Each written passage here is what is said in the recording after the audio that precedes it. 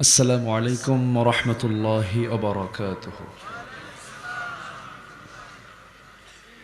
إن الحمد لله الأكرم الذي خلق الإنسان وكرم وعلمه من البيان ما لم يعلم، فسبحان الذي لا يحصى امتنانه باللسان ولا بالقلم. نشهد أن لا إله إلا الله وحده لا شريك له،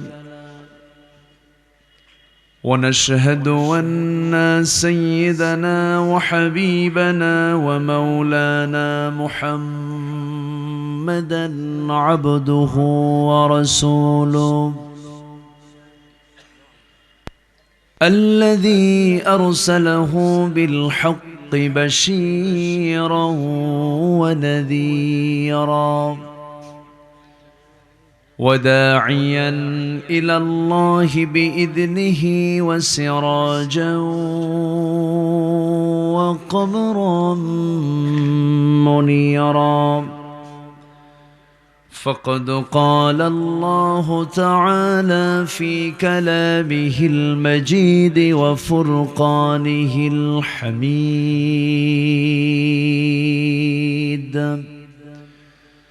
أعوذ بالله من الشيطان الرجيم.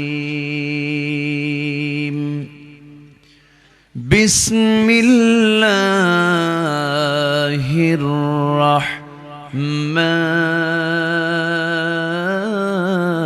الرحيم.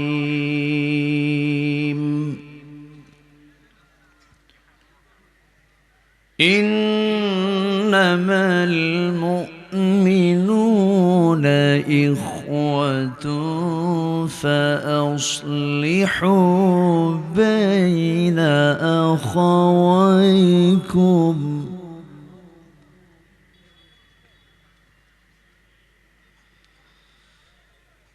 فأصلحوا بين أخويكم واتقوا الله لعلكم تفلحون.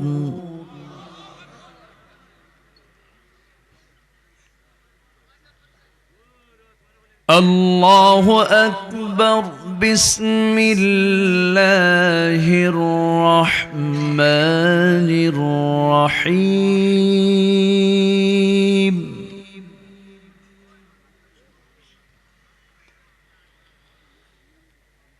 إنما المؤمنون الذين آمنوا بالله ورسوله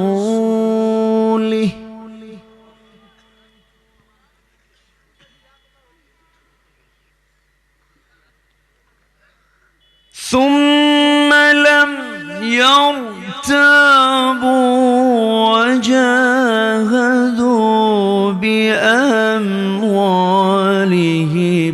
وأنفسهم في سبيل الله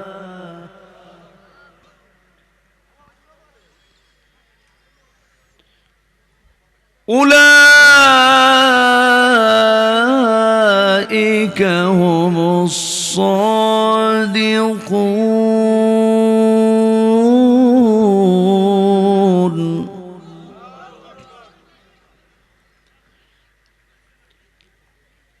الله أكبر. بسم الله الرحمن الرحيم.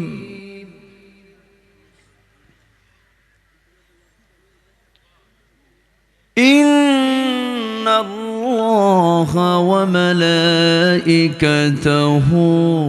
يصلون على النبي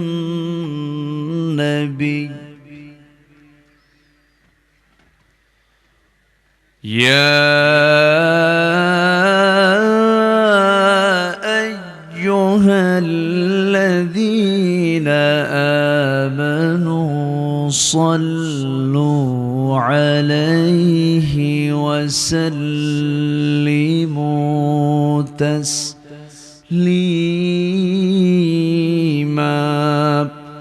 اللهم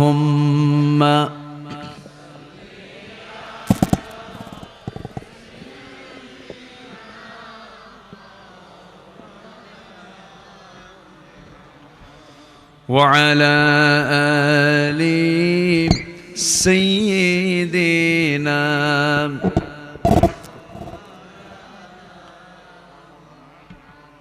একটু মোহাব্বত দিয়ে নবীর প্রেমে মাতোয়ারা হয়ে জবান খুলে সবাই বলুন আল্লাহুম্মা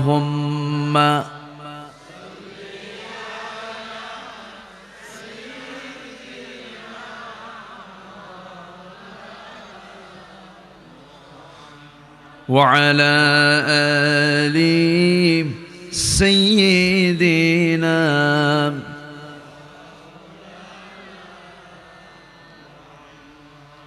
شيبه أبو طالب شيبه أبو طالب সে এক কারাগার কাটলো সেথায় তোমার বহুদিন হলো পার না খেয়ে না ঘুমে কত রাত কেঁদে কেঁদে দিন কায়েমের তরে ধৈর্য ধরে ধরে হে রাসূল এসে গেল বদর উহুদ খন্দক পরীক্ষা জানমাল দিয়ে পাশ হলো সকল পরীক্ষা অবশেষে হয়ে গেল দিন কায়েমের বিজয় তরী রাসূল আমার বলে দিলেন খায়রুল কুরুনি করনি আল্লাহুম্মা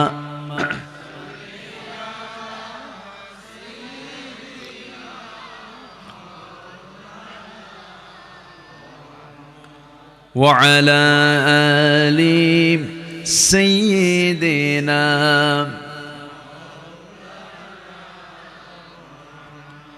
সবাই বলুন বালাগাল উলা বিকামালিহি কাশাফাত তুজা বিজামালিহি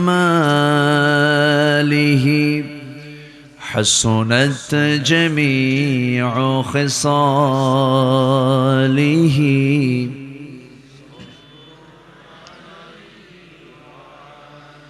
سورة يوسف بداري حكمة لقمان ما قارئ قرآن باري يهدي لساد مان ما بلغ العلا بكماله كشف التجى بجماله حسنت جميع خصاله صلوا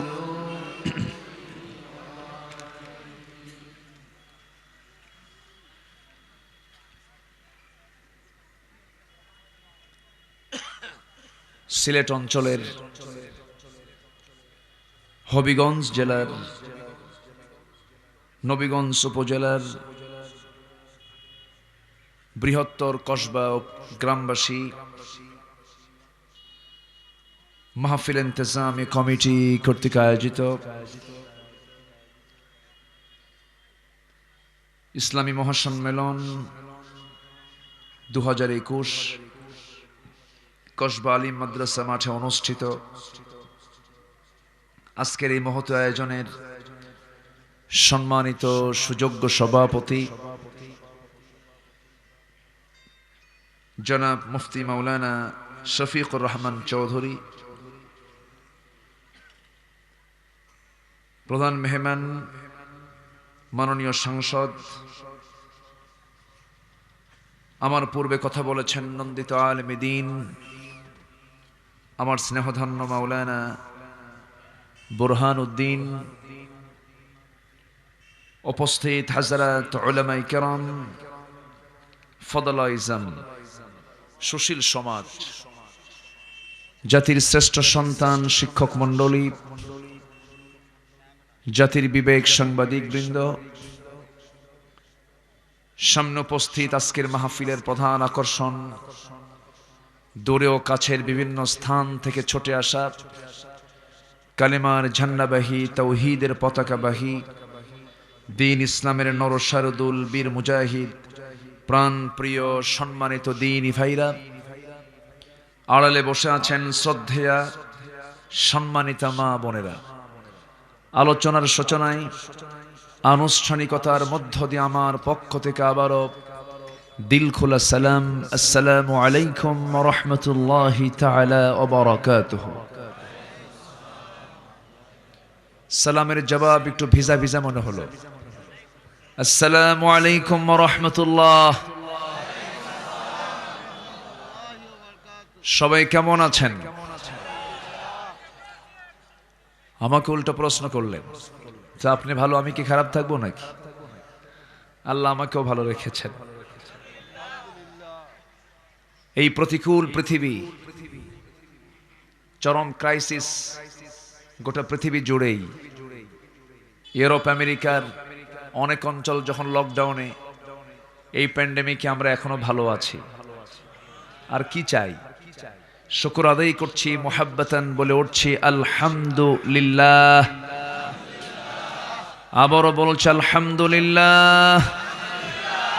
চিৎকার মেরে উঠছে আল্লাহুম্মা ইন্নী আসআলুকা আল হুদা ওয়াত তুকা ওয়াল আফাফা ওয়াল গিনা।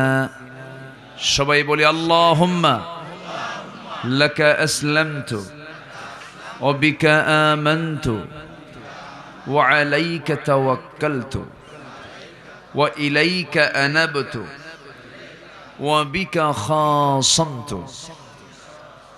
আমরা আল্লাহ তাআলার শুকর আদায় করে নিলাম।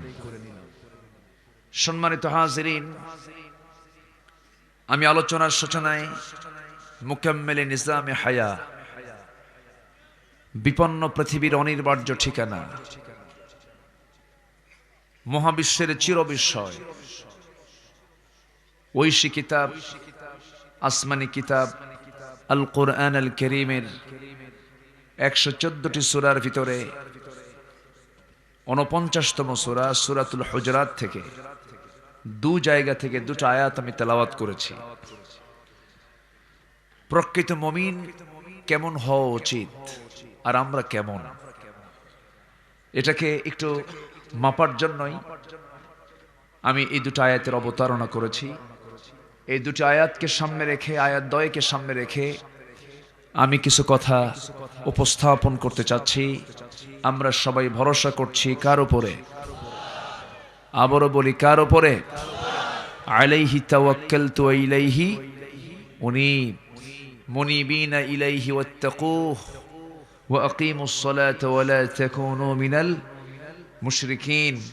আমরা সে আল্লাহর প্রতি অভিমুখী হয়ে তার প্রতি তাওয়াক্কুল করে আসুন আমরা আলোচনার দিকে চলে যাচ্ছি। কোরআন কার নাজিল করা?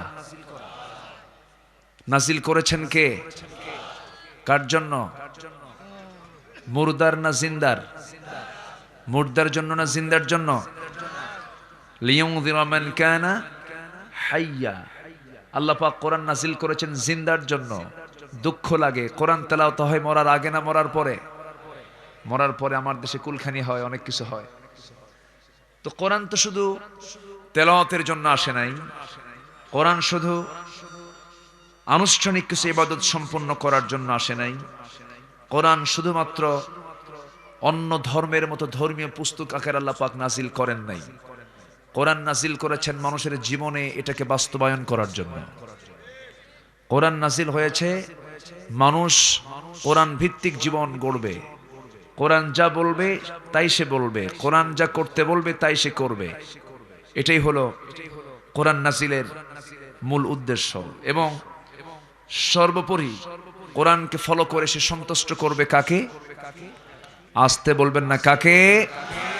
আল্লাহকে। সে কোরআন আমাকে যদি আল্লাহ না দিতেন, আমি যদি না পেতাম, আমি কি পথ পেতাম? আমাকে পথ দেখিয়েছেন কে? কোরআন যদি নাজিল না হতো, আমরা আল্লাহ, পরকাল, রাসূল, আখিরাত কিচ্ছু বুঝতাম না। সবচেয়ে বড় দয়া করে তিনি কোরআনটা দিয়েছেন। সূরা রহমানের দিকে যান, কত নিয়ামতের কথা সব পরে বলে দিয়েছেন, কিন্তু প্রথমে কি বলেছেন? আল্লাহ রাব্বুল আলামিন বলেন, আর রহমান আল্লামাল কুরআন খালাকাল ইনসানা আল্লামাহুল বায়ান الشمس والقمر بحسبان والنجم والشجر يسجدان তিনি রহমান, যিনি বান্দাকে কোরআন শিক্ষা দিয়েছেন। অথচ আল্লাহ রাব্বুল আলামিন কত নিয়ামতের কথা বলে দিলেন, সবার আগে কোরআন নিয়ে কথা বললেন। এই কোরআন যদি নাজিল না হতো, আমরা কিচ্ছু চিনতাম না, আমরা কিচ্ছু বুঝতাম না।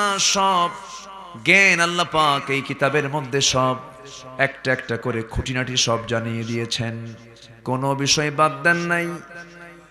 মা ফাররাতনা ফিল কিতাবি মিন শাই, কোনো কিছুই বাদ যায় নাই। ওয়ালা আসগরা ওয়ালা আকবার, এমন কোনো ছোট নাই, এমন কোনো বড় বিষয় নাই যা এর মধ্যে কোড নাই। এর মধ্যে মেডিকেল সায়েন্স আছে না নাই? সাউন্ড আগে যা ছিল তাই রাখেন, যা আগে ছিল তাই রাখেন। এর মধ্যে সবই আছে, ফিজিক্স আছে, কেমিস্ট্রি আছে, জিওলজি, বায়োলজি, এমন কোন সাবজেক্ট নাই যা বাদ পড়েছে। 300 থেকে 350 আয়াতই আছে শুধু সায়েন্সের উপরে। আজকে দুঃখজনক হলো সত্য, বিজ্ঞানের যত সূত্র, সমস্ত সূত্র সূচনাকালে মুসলমান অবদান রাখলেও আজকে মুসলমান সকল গবেষণা থেকে অনেক অনেক দূরে। ঠিক কি না? অনেক দূরে। প্রকৃত যে গবেষণা থাকা দরকার আক্ষরিক অর্থে, সেই গবেষণা আজকে মুসলমান নাই বললেই চলে। অনেক আলেম ওলামাকে আমরা দেখি মঞ্চে ওঠা ডাক্তারদের গালিগালাজ করে, ইঞ্জিনিয়ারদেরকে গালিগালাজ করে, তোমাদের ইঞ্জিনিয়ারিং জ্ঞান থাকতে পারে, ডাক্তারি জ্ঞান থাকতে পারে, দ্বীনের শরীয়তের কোনো জ্ঞান নাই। ডাক্তার, ইঞ্জিনিয়ার কি ইসলামের বাইরে? আসতে কোন কেন? ইসলামের বাইরে না। আম্মা জান আয়েশা সিদ্দিকা রাদিয়াল্লাহু তাআলা আনহা, তিনি ওই সময় মদিনার সবচেয়ে বড় ডাক্তার তিনি ছিলেন। আমরা অনেকে জানি না। অনেক দূর থেকে মদিনায় আসতো লোকজন, এসে তার থেকে চিকিৎসা নিয়ে যেত। দারুল উলুম দেওবন্দ,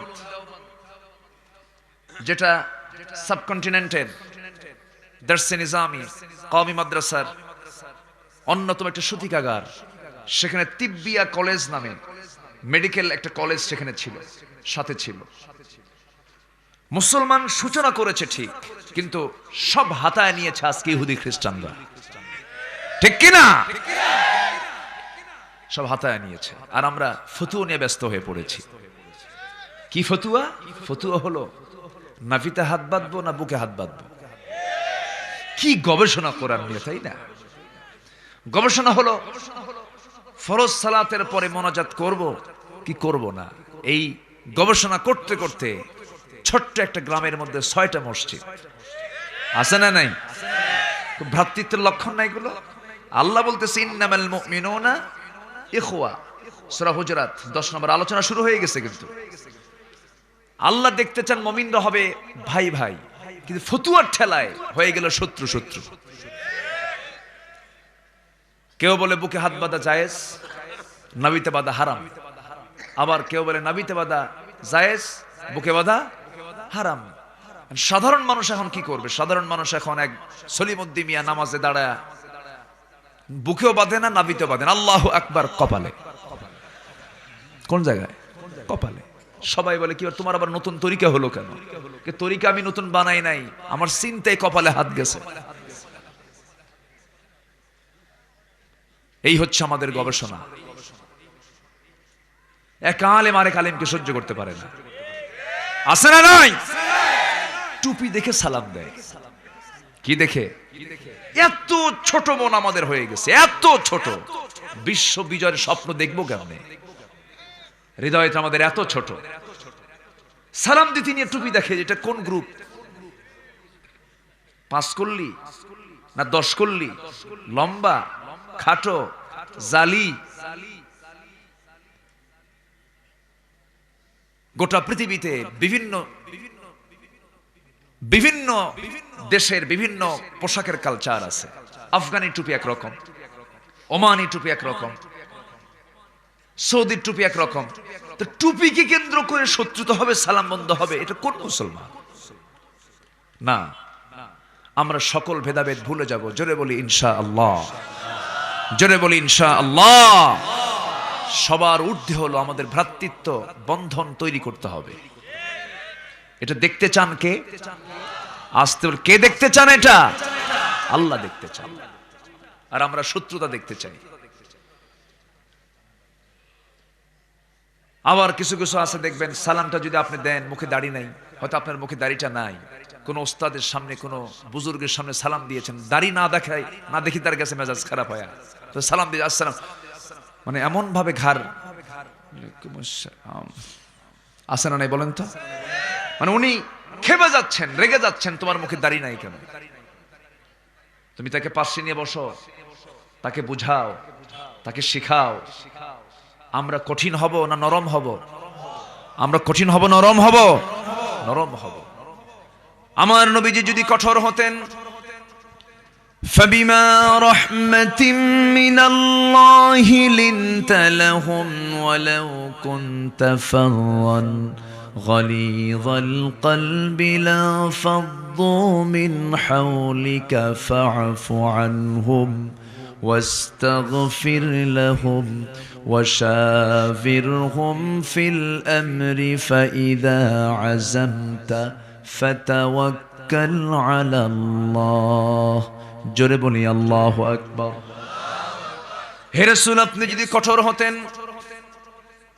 রূঢ় আচরণের হতেন, উগ্র মেজাজি যদি হতেন, কোন মানুষ আপনার সামনে আসতো না। আমার নবী যদি এমন নবী ছিলেন যার ঘরে ইহুদির নারী তার স্ত্রীত্বে ছিল,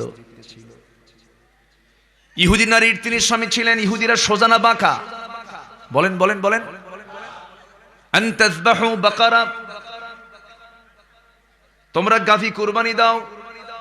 মা লাউনুহা, এটার রং কি, এটার বয়স কত, কোন কালার, কত কি প্রশ্ন তারা করে করে জটিলতা সৃষ্টি করত। আমার বন্ধুগণ, ইহুদি কন্যাকে রাসূল বিয়ে করেছেন, তাকেও তিনি নিয়ন্ত্রণ করেছেন। মেজাজ দিয়া না মোহাব্বত দিয়া? মোহাব্বত দিয়া। আমার নবীজি ছিলেন বিনম্রতার, নম্রাচরণের একটা চলন্ত পিরামিড। এত নমনীয়তা তার মধ্যে ছিল যে কোন যে ধরনের মানুষ হোক না কেন, নবীর সামনে যখন চলে আসতো, ফ্রি হয়ে রাসূলের সঙ্গে কথা বলতে পারত। রহমানের বান্দা তো তারাই হবে।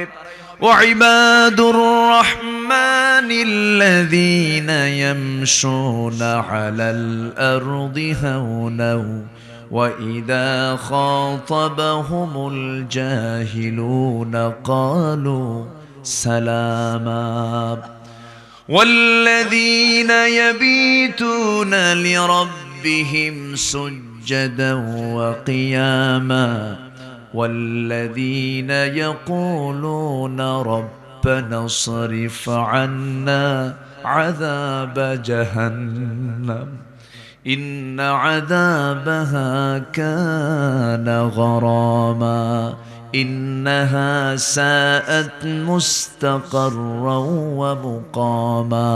জোরে বলি আল্লাহু আকবার। রহমানের যারা বান্দা হবে তারা বিনয়ী হয়ে চলবে, বিনম্র চিত্ততা নিয়ে তারা চলাফেরা করবে, মূর্খদেরকে এড়িয়ে চলবে, কারণ মূর্খদের সঙ্গে তাকওয়ার সম্পর্ক নাই। মূর্খতা আল্লাহ পছন্দ করেন না, মূর্খতার দাম আল্লাহর কাছে নাই। সেই মূর্খদের সামনে যখন কোন রহমানের বান্দা যখন যাবে, তাদের সঙ্গে তর্ক বিতর্ক করবে না, শুধু একটা সালাম দিয়ে সেখান থেকে বিদায় হয়ে যাবে। আমার দেশে মূর্খতার পরিমাণ কমেছে না বেড়েছে? শিক্ষার হার কমছে না বাড়ছে? বাড়ছে। তাহলে শিক্ষার হার বাড়ছে, মূর্খতা কি? তাহলে কি হলো? তাহলে শিক্ষার হারও বাড়লো, মূর্খতাও বাড়লো। তাহলে এখানে কিছু পেঁয়াজ আছে না নাই? আসতে বলবেন না, আছে না নাই? আমার কথা কি বুঝতে পারছেন আপনারা? কষ্ট পাচ্ছেন না তো? আচ্ছা, শিক্ষার হার বেড়েছে, কিন্তু শিক্ষার হার ঊর্ধ্বমুখী, চরিত্রের মান নিম্নমুখী। তাহলে শিক্ষার হার যদি ঊর্ধ্বমুখী হয়, চরিত্রের মান, নৈতিকতার মান তো ঊর্ধ্বমুখী হওয়ার কথা, নিম্নমুখী কেন? তাহলে এখানে একটা প্যাঁচ আছে না নাই? জটিলতা আছে না নাই? কোন একটা প্রবলেম, কোন একটা সমস্যার মধ্যে চরম আকার আছে না নাই? আচ্ছা, আজকে জাতীয়ভাবে কিছু বেয়াদব তৈরি হয়েছে, জাতীয় বেয়াদব কিছু আছে না নাই? আমি সবাইকে বলবো না, ভালো আছে। স্বরাষ্ট্রমন্ত্রীর কথাগুলো খুব মেপে মেপে কথা বলেন তিনি। এ পর্যন্ত কোন আলেমকে নিয়ে কোন কটু কথা তার মুখ থেকে বের হয়নি। মোটামুটি তিনি ওয়েটফুল নিয়ে, একটা ওয়েট নিয়ে, একটা ভারসাম্য বজায় রেখে তিনি ব্যালেন্স করে কথা বলেন। একটা আলেমকে কথা বলতে গেলে ভাবতে হবে, হাজারবার ভাবতে হবে সব কথাই। আগে কথা না আগে ভাবনা? বলেন, আগে ভাবনা না আগে কথা? আগে ভাবনা, শতবার ভাববো, কথা বলবো কয়বার? একবার। আলেমদের সঙ্গে কথা বলতে নিলে একটু হলেও তো ভদ্রতা বজায় রাখা উচিত। কি এমন আলেমরা করেছে, কি আচরণ তারা করলো যে এত খেপা খেপলেন? কেউ কয় হাত ভাঙ্গো, হাত তো ভাঙতে হবে চোরের, হাত কাটতে হবে কার? চুরি করবে কেমন আলেমরা? ক্ষমতার চেয়ার ৭১ থেকে ২০২১, ক্ষমতার চেয়ারে কি আলেমরা বসেছিল? বসেছিল আলেমরা? বঙ্গবন্ধুর একটা কথা আমার প্রায় মনে পড়ে, ওই সমস্ত বক্তৃতা প্রচার হয় না, সব চটার দল চারটা চুট্টা খাইয়া ফালাইয়া দেয়, ঠিক কিনা? মানুষ দেশ স্বাধীন করে পায় তেলের খনি, গ্যাসের খনি, স্বর্ণের খনি, আর আমি পাইলাম চোরের খনি। ওই চোরদের হাত ভেঙে দাও বলে যে হাত ভাঙ্গো, আরেকজন কয় ঘাড় মটকায় দাও, আবার আরেকজন কয় খেলা হবে। তুমি তো ফাউল প্লেয়ার, তোমার সঙ্গে খেলবো কি আমরা, ঠিক কিনা? কষ্ট হচ্ছে, আলোচনা করব, কথা বলবো, জোরে বলি ইনশাআল্লাহ। নবীগঞ্জ না? আলহামদুলিল্লাহ, খুবই সুন্দর। আপনারা লাইট টাইট কোথাও দিবেন না, তখন মানুষের মনটা ওইদিকে চলে যায়। আপনি লাইট অফ করে দিবেন, আর লাইট দেওয়ার সিস্টেম বোঝেন না, 2 হ্যালোজেন বাল্ব এই 2 কোণায় দিতেন, মঞ্চটা লাল হয়ে থাকতো, দূর থেকে সব দেখা যেত। সামনে দিয়েছেন বিয়ের মতো ক্যামেরা, বিয়ের অনুষ্ঠানে যে ক্যামেরা মারে, মানে কনেকে যেন খুব সুন্দর দেখা যায়, কিন্তু এখানে তো চোখ 2 ঘন্টা আমার চোখই তোর কামসারা হয়ে যাবে। হুজুরের চোখ কানা হোক, দেখেন তো থাকা যাবে, লাইট না থাকা যায়? কিছু বুঝি না আমি। আমার দিকে তাকান, কিছু বুঝি না আমি, এরা ক্যামেরাম্যান না কি ম্যান আল্লাহ ভালো জানে। আমার দিকে তাকান, কষ্ট পাচ্ছেন আপনারা? আবার আরেকজন বলে তোমরা তো আলেম হইছো পেটন খাইয়া, আর আমি আলিফ বা তা সা জিম খা হা খা ঘরে বসেই শিখছি। মূর্খের মূর্খতা প্রকাশ পায় সামান্য কথা বললি, ঠিক কিনা? ছাত্রের বাড়ি ব্রাহ্মণবাড়িয়া, শিক্ষক ক্লাসে বসা, শিক্ষক বলে, এই ছেলে তোমার বাড়ি কোথায়? স্যার ব্রাহ্মণবাড়িয়া। কে তোমাকে একটা প্রশ্ন করব তোমার জেলা নিয়েই, ব্রাহ্মণবাড়িয়া বানান করো তো। ব্রাহ্মণবাড়িয়া বানান করতে গেলে ভালো বাংলা বুঝতে হবে, বাংলা না বুঝলে উত্তর দেওয়া কঠিন। ব্রাহ্মণবাড়িয়া বানান কিন্তু সস্তা না, ছাত্র আর পারে না, চুপ করে বসে আছে, এই উত্তর দাও। ব্রাহ্মণবাড়িয়া বানান করে, স্যার আমি এখন ঢাকায় থাকি। কি কথা কি বোঝা গেল? মূর্খের মূর্খতা কথাই ফুটে ওঠে। আবার আরেকজন তাহাজ্জুদ গুজার বললেন, আমি তো 22 বছরে একটা না 80 রাকাত নামাজ পড়ি, নফল তাহাজ্জুদ। যে নফল পড়বে সে কি বলে বেড়াবে? রাতের আধারে সেজদায় পড়ে কাঁদবে কার কাছে? আল্লাহর কাছে। আমাদের দেশে সেই ছেলে কবে হবে? কথায় না বড় হয়ে কাজে বড় হবে। কবি নজরুল কত সুন্দর করে এই কথাগুলো বলেছেন। বলবেন কার কাছে? শোনারও তো লোক নাই। কাকে বলবেন আপনি? কোন লোকটাকে বললে সমাধান হবে সেই লোকও নাই। কাকে বলবো আমরা? আম গাছে এক ছেলে আম চুরি করে। কি চুরি করে? বাগানের মালিক এসে তাকে ধরছে, এই ছেলে তুমি কার ছেলে? তুমি আমার বাগানে ঢুকে তুমি আম চুরি করো, থামো, তোমার বাবার কাছে বিচার দেব। ছেলে এখন মুসকে মুসকে হাসে। কে হাসো কেন বেয়াদব?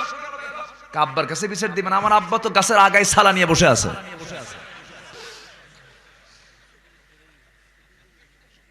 কি কথা কি বোঝা যায়? আদব আমরা শিখবো কেমনে? আল্লাহ বলছেন আদব নিতে হলে আদবের কিতাবে আসতে হবে। আদবের কিতাব কি? আদবের কিতাব কি? এই কিতাবকে আগে নিজের জীবন আয়ত্তে আনতে হবে, তাহলে আদবটা ঠিক হয়ে যাবে। সুবহানাল্লাহ বলেন। যার বাপ মারা গেল সে তো এতিম নয় মূলত। যার বাপ মারা গেল সে তো প্রকৃত এতিম নয়। লাইসাল ইয়াতীম মাম্মা তাওয়ালিদাহু ইন্নাল ইয়াতীমা ইয়াতীমাল ইলমি ওয়াল আদাবি। যার বাপ মারা গেল সে তো বড় এতিম নয়। বড় এতিম তো সেই যে তার জীবনে আদবের শিক্ষা পেল না, সে বড় এতিম। যার জীবনে আদব নাই সে কেমন করে ভালো মানুষ হতে পারে? সূরা হুজরাত তার বড় প্রমাণ। সূরা হুজরাত যখন নাজিল হয়, আমার নবীজি সাহাবায়ে কেরামকে নিয়ে তিনি কথা বলছিলেন। দুজন সাহাবী সামনে বসা, আবু বকর এবং ওমর রাদিয়াল্লাহু আনহুমা। এই দুইজন জলিলুল কদর সাহাবী, দামি দামি দুজন সাহাবী সামনে বসে আছেন। সবাই তো আমরা তাকে চিনি না? এক মাহফিলে বললাম, ওমরে ফারুককে চেনেন কে? সামনে থেকে এক ছেলে দাঁড়ায় বলে, হুজুর আমাদের বাড়ির দোতলায় ভাড়া থাকে। এরকম লোকও কিন্তু আমার দেশে আছে। আছে না নাই? কিচ্ছু বোঝে না, জানে না। আমার ভাইয়েরা, দুজন দামি দামি সাহাবী আমার নবীর সামনে বসা। নবীজি বয়ান করছিলেন, হঠাৎ করে দুজনের মধ্যে বাকবিতণ্ডা শুরু হয়ে গেছে। তর্ক বিতর্ক হতে হতে নবীজির কথার আওয়াজটা ক্ষীণ হয়ে যায়, তাদের কথার আওয়াজটা বুলন্দ হয়ে যায়। যখন বড় আকার ধারণ করেছে, নবীজির মনটা ছোট হয়ে গেল। নবীজি মনক্ষুণ্ণ হলেন, আহারে আমার কথা শোনা যায় না, ওদের কথাটাই বড় হয়ে যায়। কি তর্ক বিতর্ক লাগছে। নবীজি একটু মনে মনে কষ্ট পেলেন। আল্লাহ সহ্য করলেন না। সঙ্গে সঙ্গে আল্লাহ রাব্বুল আলামিন এটাকে বেয়াদবি মনে করে সুন্দর করে সমস্ত ইমানদারকে লক্ষ্য করে জানিয়ে দিচ্ছেন, কিয়ামত পর্যন্ত তোমরা শিক্ষা নেবে। ইয়া আইয়ুহাল্লাযীনা আমানু লা তারফাউ আসওয়াতাকুম ফাওকা সাওতিন নবী ولا تجهروا له بالقول كجهر بعضكم لبعض أن تحبط أعمالكم وأنتم لا تشعرون جنبني الله أكبر ইমানদারেরা, তোমরা তোমাদের আওয়াজকে নবীর আওয়াজের চাইতে বড় করো না। কথা বলতে নিয়ে নবীজির আওয়াজের চাইতে তোমাদের কথা যদি বড় আকার ধারণ করে, বেয়াদবি যদি স্পষ্ট হয়ে যায়, নামাজ পড়েছো, রোজা করেছো, জিহাদ করে রক্ত ঝরিয়েছো, সব আমলগুলো নিষ্ফল হয়ে যাবে। এই বেয়াদবির কারণে। কথা বোঝা যায়? বেদবের কোন স্থান ইসলামে নাই। মান লাম ইয়ারহাম সাগীরানা ওয়া লাম ইউক্কির কাবীরানা ফালাইসা মিন্না। যে ব্যক্তি ছোটদেরকে স্নেহ করে না, বড়দেরকে সম্মান জানায় না, ফালাইসা মিন্না, আমার কথা না, আমার নবীজি বলেছেন সে আমার কেউ না, সে আমার কেউ না। আমার বন্ধুগণ, আল্লাহ রাব্বুল আলামিন ঈমানদারদেরকে, মুমিনদেরকে ভ্রাতৃত্বের বন্ধন আবদ্ধ হতে বলছেন সুন্দর করে। আল্লাহ রাব্বুল আলামিন সূরা হুজুরাতে বলছেন, ইন্নামাল মুমিনুনা ইখওয়াতুন ফাআসলিহু বাইনা আখাওয়াইকুম ওয়াত্তাকুল্লাহা লাআল্লাকুম তুরহামুন। জোরে বলি আল্লাহু আকবার। এই আয়াতের ভিতরে আল্লাহ রাব্বুল আলামিন দুইটা হুকুম দিয়েছেন। সেকেন্ড আয়াত আমি তেলাওয়াত করেছি, তার মধ্যে তিনটা হুকুম দিয়েছেন। এই পাঁচটা হুকুম আমরা আজকে একটা একটা করে শিখে যাব। জোরে বলি ইনশাআল্লাহ, আরো জোরে বলি ইনশাআল্লাহ। কষ্ট হচ্ছে না তো? বলি আলহামদুলিল্লাহ। আমার বন্ধুগণ, আল্লাহ রাব্বুল আলামিন বলছেন, শোনো মুমিন যারা ঈমানের দাবি করো, আমি তোমাদেরকে ভ্রাতৃত্বের বন্ধন দেখতে চাই। যদি কোনো গন্ডগোল লেগেই থাকে, ফাসলিহু বাইনা আখাওয়াইকুম, পরস্পর পরস্পর তোমার ইসলাহ করে নেবে। মামলা কইরা নাকি? মামলা করে? আমার দেশে এখন মামলা কম না বেশি? এটা বরকত না? বরকত নাকি? হযরত ওমর ফারুক রাদিয়াল্লাহু তাআলা আনহু যখন খলিফাতুল মুসলিমিন, আমিরুল মুমিনিন, তার খেলাফত যখন শুরু হলো, তার আগের খেলাফতে ছিলেন আবু বকর সিদ্দিক রাদিয়াল্লাহু তাআলা আনহু। 2 বছর আবার এই দ্বিতীয় খলিফা ওমর ফারুক ছিলেন হলো, ওই সময় তিনি চিফ জাস্টিস, প্রধান বিচারপতি। প্রধান বিচারপতি তিনি 2 বছরের দায়িত্ব পালন করলেন। তার যেদিন এই দায়িত্ব শেষ হলো, 2 বছর পূর্ণ হলো, অফিস থেকে বের হয়ে আসার সময় আফসোস করে বলছেন, আহারে এমন পদে চাকরি করলাম, শুধু বেতনই নিলাম, একটা আসামি আমার সামনে এসে বিচার চাইল না। একটু আস্তে কোন সুবহানাল্লাহ। কিসের কারণে বলেন? বলেন কিসের কারণে? সব মানুষ ভালো হয়ে গেছে কি মেনে? কোরআনটা মেনে ভালো হয়ে গেছে। সবাই মুআদ্দিব হয়ে গেছে, সবার ভিতরে শিষ্টাচার চলে এসেছে, সবার মধ্যে তাকওয়া চলে এসেছে। আল্লাহ রাব্বুল আলামিন এই জায়গায় ভ্রাতৃত্বের কথা আগে বলে এরপরে তাকওয়ার কথা বললেন, আল্লাহর ভয়ের কথা বললেন। মুসলমানদের এই ভ্রাতৃত্ব হলো বিশাল ইতিহাস। মুসলমানদের ভ্রাতৃত্বের একটা প্রাচীন ইতিহাস আছে। কি ভ্রাতৃত্ব মুসলমানদের মধ্যে ছিল, এটা একটা বিশাল ঐতিহ্য মুসলমানদের ইতিহাসে আছে। অন্য ভাইয়ের জন্য জীবন পর্যন্ত দিয়ে দিয়েছেন। কি সহযোগিতা পরস্পর তাদের মধ্যে ছিল। আমার নবীজি সাহাবে কেরামকে নিয়ে যখন মক্কা থেকে মদিনার দিকে রওনা করলেন, মদিনায় যখন চলে আসলেন, আনসার এমনি খেতাব পান নাই, তারা সব উজাড় করে দিয়েছেন ইসলামের জন্য। মুহাজিরদেরকে আশ্রয় দিয়েছেন। সাহাবীদের ভিতরে ভ্রাতৃত্বের বন্ধনটা এত গভীর ছিল যে তাদের স্বপ্ন পর্যন্ত এক হয়ে যেত। আমার নবীজির ইন্তেকাল হলো, ইন্তেকালের বেশ কিছু পরে আমার নবীজির ছোট জামাতা হযরত আলী রাদিয়াল্লাহু তাআলা আনহু রাতের বেলা বিছানায় ঘুমাচ্ছিলেন। স্বপ্নের মধ্যে তিনি দেখতে পেলেন তার দরজায় বিশ্বনবী হাজির হয়ে গেছেন। আমার নবীজি দরজায় হাজির হয়ে তার শিয়র আস্তে করে বসে পড়ে বলছেন, আলী, দীর্ঘদিন যাবত তোমার সঙ্গে সাক্ষাৎ নাই, আজকে তোমার সঙ্গে সাক্ষাৎ করতে এসেছি। শিয়রে বসে হাতের ভিতরে একটা খেজুর নিলেন, খেজুরটা 3 আঙ্গুলে নিয়ে তার মুখের ভিতরে বিসমিল্লাহ বলে তুলে দিলেন। স্বপ্নের মধ্যে আলী খেজুর খাচ্ছেন। খেজুর খেতে খেতেই খাওয়া শেষ হওয়ার আগে তার ঘুমটা ভেঙে গেল। ঘুম থেকে জাগা পেয়ে আলী দেখেন তার জিহ্বার ভিতরে তাজা খেজুরের স্বাদ ফুটে উঠেছে। স্বপ্নগুলো মিথ্যা না সত্য? স্বপ্নে যে রাসূলকে দেখে সে কি মিথ্যা দেখে না সত্য দেখে? নবীর দেখে স্বপ্ন কখনো মিথ্যা হয় না, কারণ শয়তান নবীর সূরত কখনো ধারণ করতে পারে না। হযরত আলী আবেগ আপ্লুত হয়ে পড়লেন, ওযু বানালেন, তাহাজ্জুদে দাঁড়িয়ে পড়লেন, কারণ মুমিন জীবনের 5 ওয়াক্ত নামাজই মেইন ডিউটি নয়, মুমিন জীবনের তাহাজ্জুদ পর্যন্ত কাজা হওয়ার কথা না। যে বিশ্বনবীর জীবনে চুল পরিমাণ কোনো গুনাহ ছিল না, সেই বিশ্বনবীর জীবনে কি তাহাজ্জুদ বাদ গেছে নাকি? যে নবীর আল্লাহ রাব্বুল আলামিন আগের পরের সমস্ত কিছু মাফ করে দিয়েছেন, সেই নবীর তাহাজ্জুদ কাজা হয় না। আর তার উম্মতরা আজকে তাহাজ্জুদ পড়বে কখন? 5 ওয়াক্ত নামাজ না পড়েও বলে ঈমান তো আছে আমার পাকা। এরকম আছে না নাই? আমার ভাইয়েরা, আমার বন্ধুগণ, হযরত আলী তাহাজ্জুদটা পড়লেন, সিজদায় যায় নামাজ ভিজে ফেলে দিলেন। ফজরের আজান হয়ে গেল, মসজিদে নববীর দিকে চলে গেলেন। আজান হয়ে গেছে, ইমামের মুসল্লি ইমাম দাঁড়িয়েছেন। বেতনভুক্ত কোন ইমাম নন, 2 ঘন্টার কোন ইমাম নন, পাওয়ারলেস কোন ইমাম নন।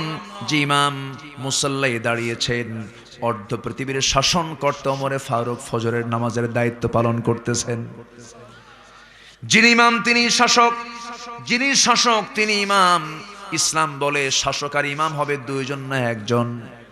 আসতে বলবেন 2 জন না 1 জন। আমরা দেখি কয়জন?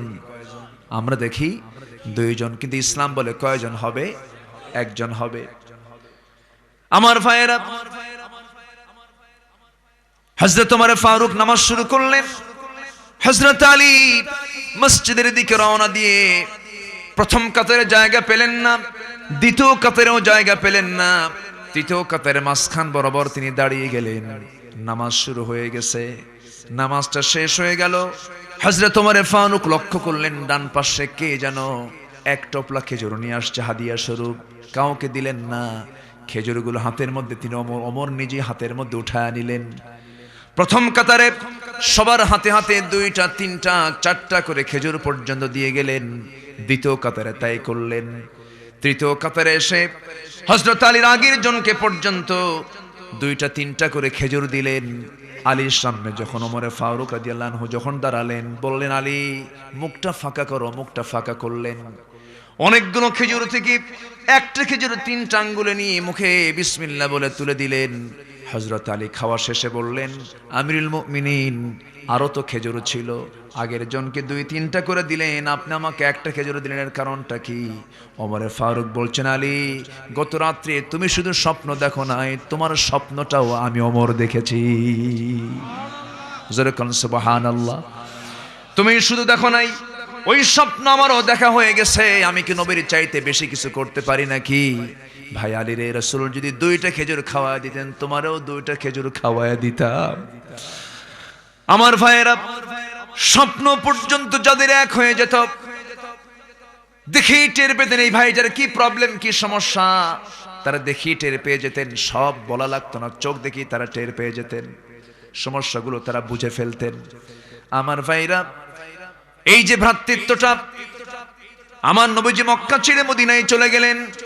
মদিনায় যাওয়ার পর মক্কার যারা ধনী ধনী সাহাবী সব গরিব হয়ে গেলেন, বউ ছেড়ে গেলেন, সন্তানগুলো ছেড়ে গেলেন, একমাত্র কেবলমাত্র শুধুমাত্র কারণ হলো জমিনটা কার, আইনটা চলবে কার।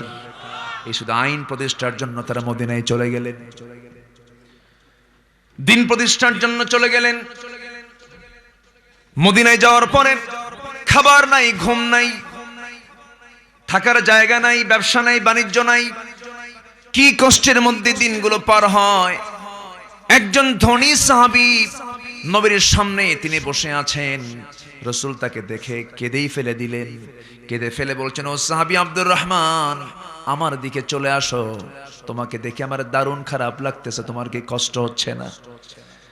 তুমি কি জানো তোমার বাড়ি আবু জেহেল বিশাল বড় মক্কার বাড়িটা তোমার দখল করে নিয়েছে? আব্দুর রহমান বিন আওফ বললেন, ইয়া রাসূলুল্লাহ, আবু জেহেল দখল করেছে আমার বাড়ি, আর আমি দখল করতে চাই জান্নাতের বাড়ি। একটু আস্তে কোন সুবহানাল্লাহ। আমি কি আলোচনা চালাবো? তার দুই একজন করে ওঠে কেন? ওই যে হ্যাঁ, সমস্যা চাপচুপ নাকি কোন চাপ? হ্যাঁ, যদি খুব চাপ হয়, নিম্ন চাপ, খুব প্রবল যদি হয় ভিন্ন কথা। ছোট্ট একটা আঙ্গুল বের করে দেখাবেন, বাস ক্লিয়ার। দয়া করে কি ঊর্ধ্ব চাপে যাবেন না। ঊর্ধ্ব চাপ হলো বিড়ি খাওয়া চাপ। বিড়ি খাওয়া চাপ আছে না নাই? এটাও কিন্তু কম জটিল না, দারুণ জটিল কাজ এটা। অনেকের কাছে 3 বেলায় ভাত না হোক, বিড়ি হলে চলবে, এরকম আছে না নাই? আমার দেশের মানুষের বিড়ি খাওয়ার পরিমাণ দেখে মনে হয় এটা বুঝি সুন্নতে আদম। এত খাওয়া খায়, প্রচুর টানা টানে। না, এগুলো খাওয়া যাবে না, আমরা খাবো না। জোরে বলি ইনশাআল্লাহ। এগুলো সময় নাই, ইমানদারের সময় এগুলো না। ইমানদার এগুলো কাজে ব্যস্ত থাকবে না। ইমানদার অর্থহীন, যেগুলোর কোনো উপকারিতা নাই, সেগুলোর সাথে ইমানদারের কোনো সম্পর্ক নাই। আজে বাজে কথা বলবে না ইমানদার। ওয়াল্লাযীনা হুম আনিল লাগফি মুরিদুন। নামাজটা সুন্দর করে পড়বে আর বেহুদা কোনো কথা মুখ থেকে বের করবে না। প্রত্যেক দিন সকাল যখন বান্দা সকাল করে, ঘুম থেকে উঠে সকাল হয়, সমস্ত বডি, হাত পা চোখ কান নাক সব বডি, সমস্ত অঙ্গ প্রত্যঙ্গ সব চলে আসে জিহ্বার কাছে। কার কাছে? জিহ্বার কাছে। ফাইনাল আ'যা কুল্লু শাইইন তাকফুরুল লিসান ইত্তাকিল্লাহা ফিনা ফাইন্নামা নাহনু বিক ফাইন ইসতাকামতা ইসতাকামনা ওয়া ইন আওয়াজাজতা আওয়াজাজনা। ওই জিহ্বার কাছে অঙ্গ প্রত্যঙ্গ হাত পা সব এসে বলে, ও জিহ্বা, তুমি যদি ঠিক থেকে থাকো আমরা ঠিক থাকবো, আর তুমি যদি ব্যাঠিক হয়ে যাও আমরাও ব্যাঠিক হয়ে যাব। এই জন্য জিহ্বার লাগামটা আমরা ধরবো, মুখের লাগামটা আমরা ধরবো। যদি কারো ঈমান থাকে, আল্লাহ রাসূল বলেছেন সে যেন উৎকৃষ্ট মানের কোনো কথা বলে, আর যদি কোনো কথা না থাকে চুপ থাকে। চুপ থাকাও নাজাত। বেশি বললে ভুল আছে না নাই? বলেন, ভুল আছে। আমার ভাইয়েরা, কথাই তো কথা বাড়ে। আব্দুর রহমান ইবনে আওফ রাদিয়াল্লাহু আনহু বলছেন, ইয়া রাসূলুল্লাহ, আবু জেল দখল করেছে আমার বাড়ি, আর আমি দখল করতে চাই জান্নাতের বাড়ি। রাসূল বলেন, আব্দুর রহমান রে, আল্লাহ পাক আমাকে সংবাদ দিয়েছেন, আল্লাহ তোমাকে জান্নাতের মালিক বানাইয়া দিয়েছেন। জান্নাতের সংবাদ পেয়েছেন কয়জন? এর মধ্যে আব্দুর রহমান ইবনে আওফ একজন। আব্দুর রহমান ইবনে আওফ রাদিয়াল্লাহু তাআলা আনহু বড় একজন এক্সপোর্ট এবং ইম্পোর্টের বিজনেস করতেন।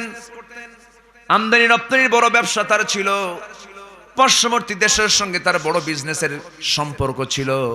সব থুইয়া বউ বাচ্চা রেখে মদিনার দিকে ফকিরের মতো চলে আসলেন। কুন ফিদ দুনিয়া কান্নাকা গরীবুন আও আবিরুস সাবিল, ইযা আসবাহতা ফালা তানতাযিরিস সাবাহ ওয়া ইযা আমসাইতা ফালা তানতাযিরিস সাবাহ।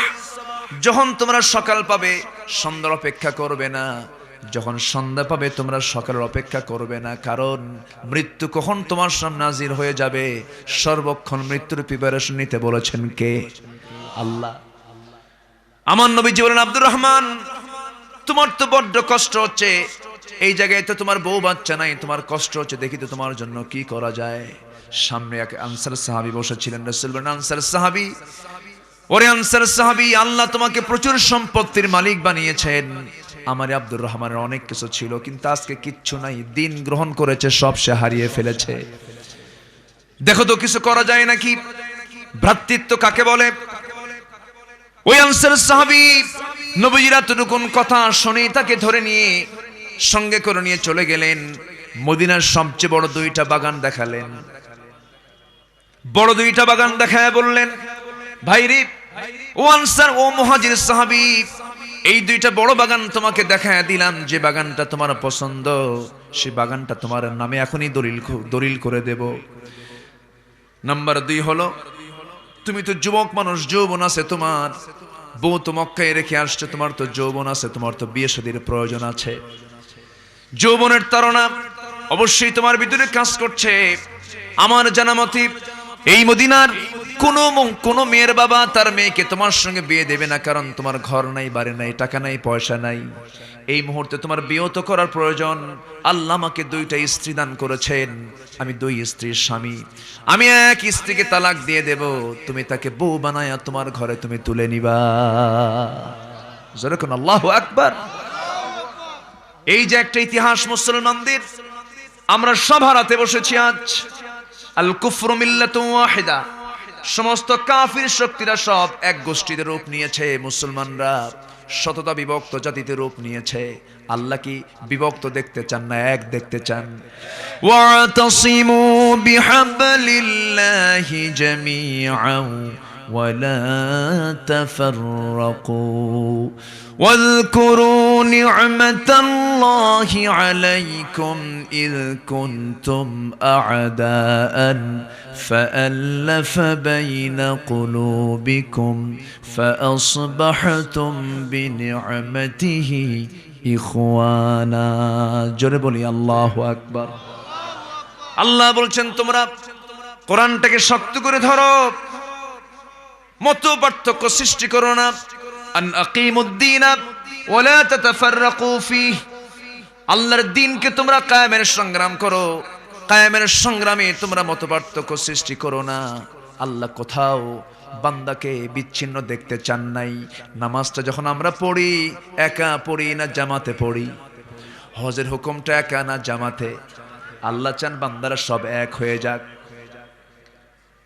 আজকে যদি মুসলমান ঐক্যের প্ল্যাটফর্মে যদি চলে আসতো, সবগুলো যদি আজকে এক কাতারে যদি কাতারবদ্ধ হয়ে 56টি মুসলিম জনপদের সমস্ত নেতারা যদি আজকে একটা প্ল্যাটফর্মে আসতো, ইউরোপ আমেরিকা সবকিছু মুসলমানদের হাতের নাগালে চলে আসতো। ঠিক কিনা? কাকে বলবো আমরা? বলার জায়গা নাই। তবে হ্যাঁ, মজলুমের পক্ষে আছেন কে? আসতে বলবেন, আছেন কে? ইসলাম নিয়ে, কোরআন নিয়ে যতই ষড়যন্ত্র করুন, কোরআন ইসলাম ছিল, আছে, থাকবে, আপনি থাকতে পারবেন না। বাতিল শক্তির মোকাবেলা করতে রাজি আছেন কারা কারা? হাত উঁচু করে দেখান।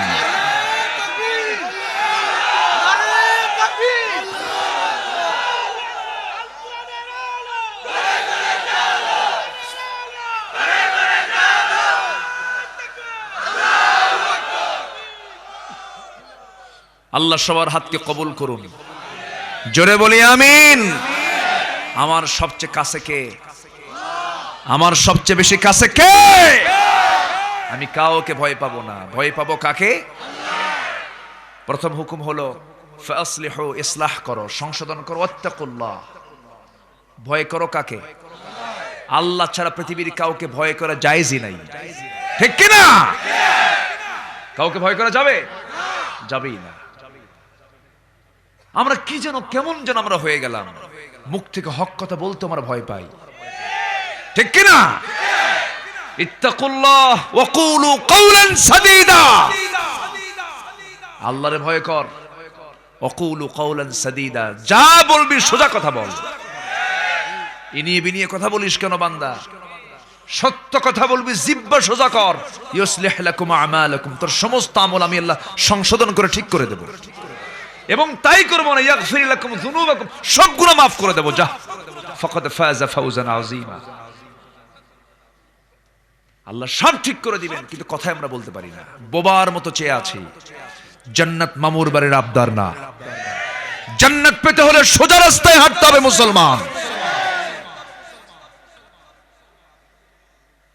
সম্মানিত ভাইয়েরা,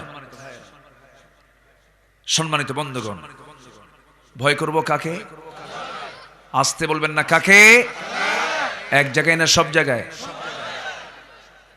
ডাক্তার যদি বলে যে আপনার হার্টে প্রবলেম, আপনি চিনি খাবেন না, মাংস খাবেন না, আর খায় খায় মাংস দেখে জিহ্বা শুধু লাফায়, খাবো কখন? ডাক্তার কইছে বাবা খাওয়া যাবে না, বাবা দেখো কি পেরেশান, খাচ্ছে না, চিনি খায় না, সুগার খাওয়া যাবে না, ডায়াবেটিস বেড়ে যাবে। ডাক্তারের পরামর্শে চিনি বাদ দিল, মাংস বাদ দিল। আল্লাহর পরামর্শ সুদ খাইস না, জন্মের খাওয়া খা। ডাক্তারের পরামর্শ এত গ্রহণ করি, আল্লাহর পরামর্শ কানেই লাগে না। এটা কি ইমানের লক্ষণ? ইমানের লক্ষণ। আমরা ভয় পাবো কাকে? আসতে বলবেন না, ভয় পাবো কাকে? এক জায়গায় না, সব জায়গায়। সব জায়গায় আল্লাহকে ভয় করতে হবে। আজকে ওয়াজ করবো আমি ইনশাআল্লাহ, সবাই শুনবেন তো? কতক্ষণ থাকবেন? সারা রাত থাকেন, আমি চলে যাব। এত সুন্দর মানুষ আপনারা, বলি আলহামদুলিল্লাহ। শুধুমাত্র যদি আমরা আজকে জিহ্বাটা যদি ঠিক রাখতাম, কোন বাতিল সামনে টিকতে পারে না, ঠিক কিনা? আমাদের জিহ্বা ঠিক আছে? মান আযমানা লি মা বাইনা লিহইয়াইহি ওয়া মা বাইনা রিজলাইহি আযমানু লাহুল জান্নাহ। রাসূল বলেছেন, যে ব্যক্তি দুই চোয়ালের, কই যান? আচ্ছা ঠিক আছে, না আপনি যান। যে ব্যক্তি দুই চোয়ালের মধ্যস্থিত বস্তু জিহবা, দুই উরুর মধ্যস্থিত বস্তু গোপনাঙ্গের যে হেফাজত করবে, আযমানু লাহুল জান্নাহ। রাসূল বলেছেন, আমি তার বেহেশতের জামিন হয়ে যাব। আজকে আমরা ঠিক হতে পারিনি, নামাজি পড়ি না, বাবার মুরিদ। কার মুরিদ? বাবার মুরিদ। সে বাবা সিট হয়ে পড়ে থাকে। এরকম বাবা আছে না নাই? কি যে মুশকিল। বাবার দরবারে গরু পাঠায় না? গরু পাঠায়। কেন পাঠায়? ছেলে সন্তান হয় না। ছেলে সন্তান হয় না বলে বাবার দরবারে গরু পাঠায়। যে গরু পাঠায় সে এক বলদ।